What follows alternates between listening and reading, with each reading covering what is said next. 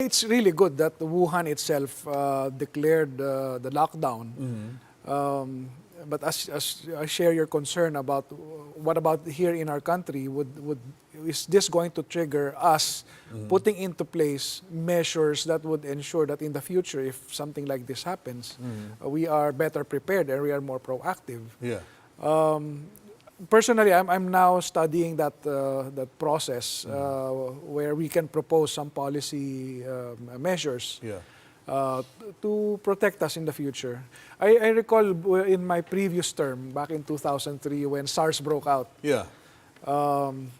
Like, for example, one of the issues back then was the disposal of bodies of those who have died because of SARS. Yeah.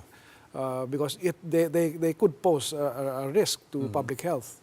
One of the measures that there was a gap in policy back then on how to go about that.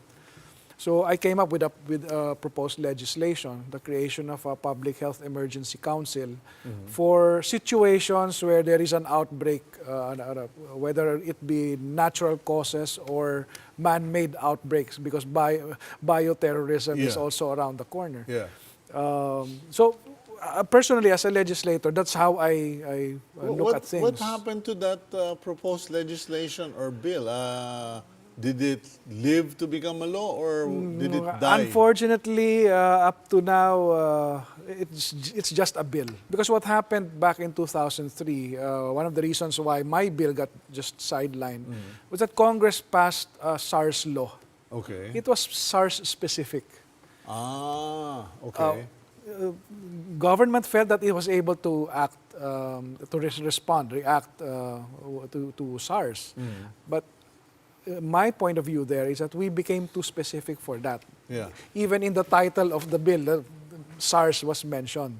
So it becomes a SARS-specific policy. So no action will be taken unless there is confirmation, laboratory, that we have a SARS situation. Yes, but you know, viruses evolve. New diseases come up. In fact, that's why the formulation of the bill that I filed back then was it's going to be non-specific to a particular disease. Yeah. What exactly was the bill supposed to do or say? I mean, for the benefit of the audience who never even heard of it. Yes. One is it's going to set up a council which would be triggered whenever there is a threat of a pandemic or an epidemic.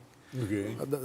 I entitled it a Public Health Emergency Council. So it can be a polio outbreak, or it can be a coronavirus. A new coronavirus or whatever. Okay. Or a bioterrorism attack. Okay. And then, so what happens? As long as there's going to be a threat to public health, the council is activated.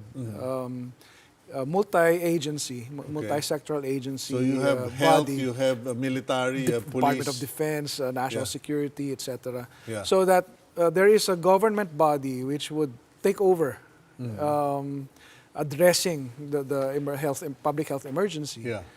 So the concept really is it's a body with certain powers which would enable it to take immediate action in times of public health emergencies.